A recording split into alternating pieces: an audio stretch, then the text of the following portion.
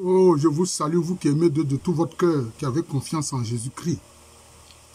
Je voudrais faire un retour sur la question du baptême des enfants que pratique l'Église catholique et qui fait l'objet de beaucoup de critiques de la part de nos frères séparés. Je voudrais leur dire d'abord que catholiques comme frères séparés, non catholiques, ne transportons pas les palabres des Occidentaux, des Européens en Afrique à propos de Jésus-Christ. C'est chacun de nous qui a accepté de recevoir Jésus-Christ comme Seigneur, Sauveur et Rédempteur, hein, par l'action du Saint-Esprit. Quand les Européens se sont fait des guerres, qu'on a appelées les guerres de religion, non, c'était des guerres qui étaient éminemment politiques. Parce que des rois qui étaient catholiques n'acceptaient pas que certains de leurs sujets ne soient pas catholiques. Des rois qui avaient épousé les idées de Martin Luther, ou plutôt je dirais des ducs, donc des dirigeants de duché, n'acceptaient pas que certains de leurs sujets restent catholiques, alors qu'eux-mêmes, ils étaient devenus chrétiens luthériens, c'est-à-dire qui ont adhéré à la réforme, ou ceux qui sont devenus des calvinistes, etc. Ne prenons pas les palabres pour envoyer en Afrique. Non. Ça, c'est le premier conseil que moi je donne. Moi, je suis profondément catholique, mais je suis persuadé que le Christ ne rejette pas celui qu'il a accepté comme Seigneur et Sauveur, même s'il n'est pas catholique. Non.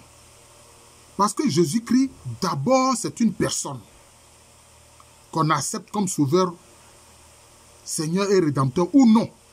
C'est d'abord ça. Maintenant, on rencontre des frères dans une communauté, qu'elle soit catholique ou autre, pour que, quand on le prie, il soit au milieu de nous. Puisqu'il a dit que là où 2 ou 3 sont réunis en son nom, il est au milieu. Maintenant, à propos du baptême des enfants, moi, je vais dire une chose très simple. J'ai dit, qu'est-ce que Dieu a dit à Moïse? Il a dit, tout premier-né de sexe masculin est consacré au Seigneur. Tout premier-né de sexe masculin est consacré au Seigneur. Bon, le premier-né qui vient de naître là, qui est consacré au Seigneur là, vous qui dites que quand on baptise les enfants ne sont pas conscients et qu'eux-mêmes, donc ils ne peuvent pas accepter Jésus-Christ comme Seigneur et Sauveur. Ça, c'est votre argument principal. Je m'appuie sur votre argument principal. Mais quand Dieu dit que tout nouveau-né de sexe masculin au sein des Hébreux lui est consacré, mais est-ce que lui ne sait pas que les enfants là, ils ne sont pas conscients? Même quand on va les consacrer au Seigneur, ils ne sont pas conscients parce qu'ils sont encore bébés. Deuxième chose, pour faire partie de la communauté des Hébreux, de ceux qui ont pour Seigneur et Sauveur Adonai, Yahvé ou Hachem, comme disent aujourd'hui les Juifs, qu'est-ce qu'on fait? Quelle est la première action que les parents ont obligation de faire pour que l'enfant de sexe masculin fasse partie de la communauté des Hébreux, des descendants d'Abraham? Qu'est-ce qu'on fait? C'est la circoncision. Et c'est à combien de jours? 8 jours seulement après la naissance. Frère, vous entendez, non? 8 jours après la naissance, on pratique la circoncision sur le bébé. Jésus lui-même, il a subi ça. Jésus lui-même, là, à 8 jours après sa naissance, là, il a été circoncis. On a fait la circoncision sur lui. Hein? Lui, les autres bébés, lui, bon, lui, il est homme et Dieu. Ça, il y a une autre affaire. Il a une autre dimension spirituelle. Mais les autres bébés, là, ils sont conscients. Mais pourtant, le fait qu'ils soient circoncis, ça fait de quoi? Ça fait des personnes qui entrent dans quoi? Dans le peuple de Dieu. Ils deviennent membres du peuple de Dieu. Est-ce que vous comprenez? Mais au moment où on est en train de les circoncis, là, même quand ils sont circoncis, est-ce qu'ils sont conscients qu'ils sont membres du peuple de Dieu? Du peuple hébreu? Hein? Ce n'est pas peuple élu, hein, c'est peuple choisi. Parce que les gens, j'ai fait d'ailleurs un enseignement là-dessus. Ce n'est pas peuple élu. Dieu ne fait pas élection. Est-ce que vous avez vu Dieu faire élection? mettre bulletin dans urne, non. Il les a choisis. Et chacun de nous a été choisi. C'est ce que Dieu fait. Il te choisit pour son œuvre. Il a choisi d'abord le peuple hébreu pour porter sa parole, pour le faire connaître au monde. Et maintenant, comme il a dit à Abraham, par toi, toutes les nations seront bénies. Et c'est ce que Jésus-Christ a dit. Allez-y, faites de toutes les nations des disciples. Baptisez-les au nom du Père et du Fils et du Saint-Esprit. Maintenant, moi, je vais vous donner un autre épisode. Votre erreur concernant les enfants. Parce que tout enfant, comme tout être humain, il a 3 dimensions. Il y a le corps physique, il y a l'âme et puis il y a l'esprit. Quand, dans le récit de la visitation, parce que nos frères des églises séparées, ils n'aiment pas lire l'évangile selon Saint Luc. C'est ça votre erreur. Lisez l'évangile selon Saint Luc. Lisez ça. Ça fait partie des évangiles. Voilà. Et puis les premières traductions de la Bible, de l'hébreu ou autre chose, ce n'est pas Louis II qui a fait ça. Il y a eu d'abord ce qu'on appelle la Septante, c'est-à-dire la traduction de la Bible en grec ancien. C'est ça qu'on appelle la Septante. Ensuite, il y a eu la traduction en latin. C'est ça qu'on appelle la Vulgate. Donc ne faites pas comme si vous connaissez la Bible plus que les autres. C'est pas bon, frère. Soyons humbles. Quand la Vierge Marie, l'ange de Dieu, l'ange Gabriel vient lui annoncer que c'est elle qui va porter le Fils de Dieu, la parole éternelle de Dieu qui va s'incarner en elle. Ensuite, l'ange l'avait informé que sa sœur Élisabeth, bon, on dit cousine, mais les Blancs, ils ne sont pas informés, c'est ça aussi leur problème. Chez les Hébreux, il n'y a pas cousin, cousine, non. Cousin, cousin là, c'est frère, cousine là, c'est sœur. C'est ce mot-là. Comme vous savez que dans nos langues en Afrique, il n'y a pas cousin, il n'y a pas cousine. C'est frère ou sœur. L'enfant de ton oncle, là, c'est ton frère. C'est comme ça. L'enfant de ta tante, là, c'est ton frère. C'est pas ton cousin ni ta cousine, non. Alors, quand la Vierge Marie va rendre visite à sa sœur Élisabeth, qui atteint un enfant, quand elles se sont vues, qu'est-ce qui s'est passé? On dit les enfants ont tressailli de joie dans leur sein. Vous avez entendu? Jean-Baptiste qui était dans le sein de sa maman Élisabeth, là, il a tressailli de joie en voyant Jésus dans le sein de la Vierge Marie. J'ai envie de répéter ça 7 fois. Comment se fait-il que Jean-Baptiste, qui n'est même pas encore né, il n'a que 6 mois dans le ventre de sa maman Élisabeth. C'est-à-dire que s'il naissait là, il serait un prématuré. S'il naissait là, il serait un prématuré. S'il naissait, il serait un prématuré. Mais la Bible dit qu'il a tressailli de joie dans le sein de sa maman Élisabeth. Quand il a vu Jésus dans le sein de la Vierge Marie. Comment vous expliquez ça? Dites-moi comment vous expliquez ça. Ou bien vous voulez dire que ce passage-là, la Bible ment. Hein? Frère, vous qui êtes là pour critiquer le baptême des bébés, là, des enfants, là, hein?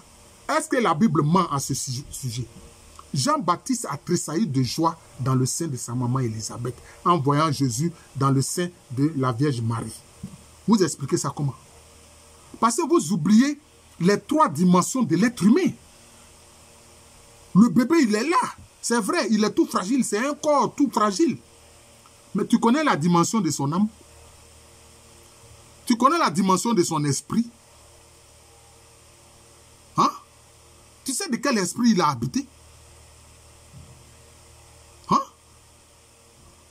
Mais c'est le Saint-Esprit qui fait cela.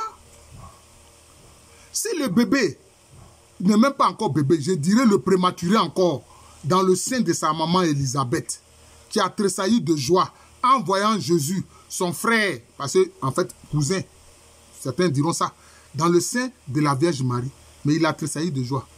Donc, quelle conscience il a eu pour tressaillir de joie? C'est Dieu qui a fait cela. C'est Dieu qui a fait cela. Alors, au moment où les enfants vont être baptisés, est-ce que vous savez ce que le Saint-Esprit fait en ce moment-là dans les enfants qui vont être baptisés là? Est-ce que vous savez ce que le Saint-Esprit fait? Est-ce que vous savez ce que le Saint-Esprit fait, frère?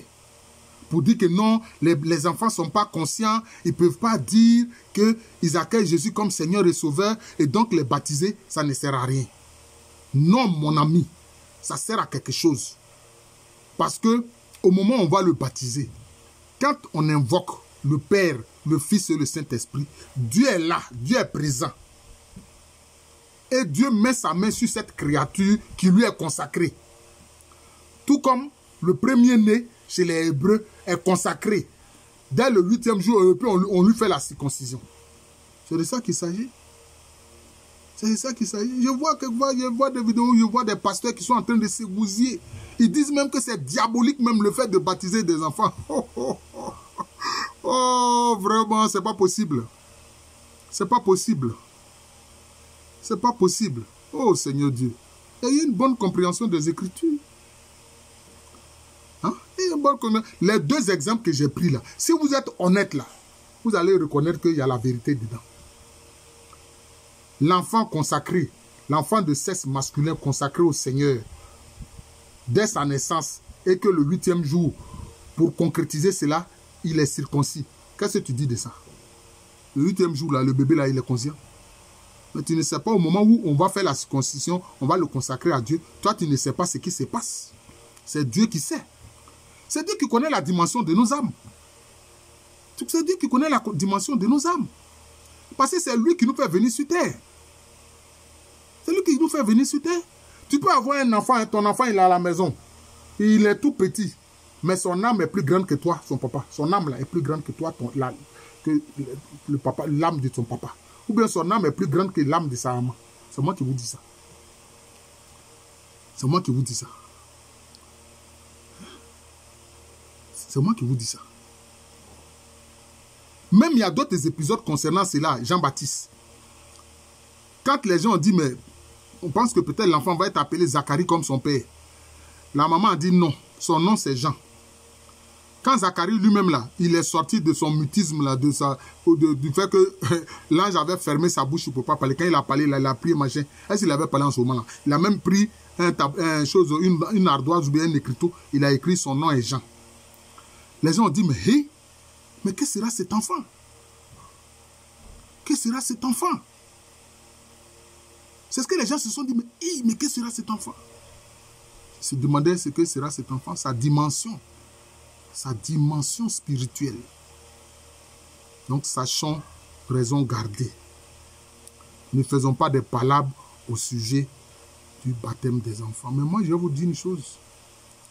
Quand un enfant est baptisé, je n'ai pas dit que ça, ce point que je vais dire là, ça, c'est une inspiration. Quand l'enfant est baptisé au nom du Père, du Fils et du Saint-Esprit, il y a un sceau que Dieu met sur lui pour lui dire, celui-là, il est ma propriété. Est-ce que vous comprenez?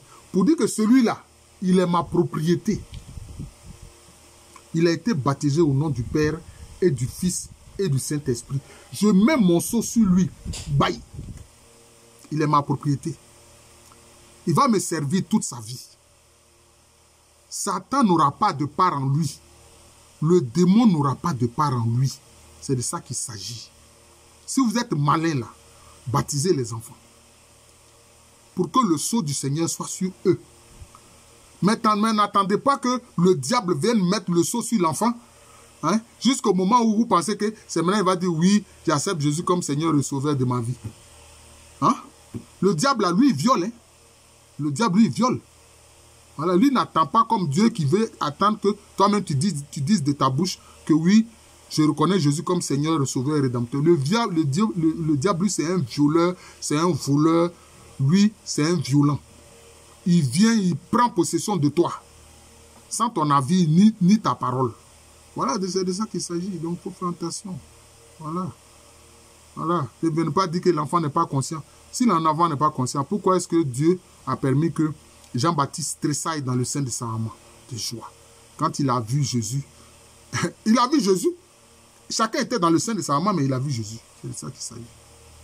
Je suis le frère Jean de l'amour de Jésus. C'est mon nom spirituel. Et à l'état civil, je suis le professeur Alouko Amérini. Je vous salue, frères des églises séparées. Ne faisons pas des palabres à propos du baptême des enfants pour dire que non, moi je suis dans la vérité, sola scriptura. Mais sola scriptura, pourquoi ça t'a pas fait voir que Jean-Baptiste a tressailli dans le sein de sa maman, étant encore dans le sein de sa maman à 6 mois? Hein? Hein? La Vierge Marie, elle n'était pas encore enceinte de 6 mois. Sa grossesse venait à peine de commencer. Sa grossesse venait à peine de commencer. Parce que aussitôt qu'on lui a donné la nouvelle et qu'elle a dit que voilà la servante du Seigneur, quand le Christ s'est incarné en elle, aussitôt elle a pris la route pour aller rendre visite à sa sœur Élisabeth. Et voilà. Voilà ce qui s'est passé. La communion du Saint-Esprit qu'il y a eu entre Jean-Baptiste et son frère Jésus. Voilà.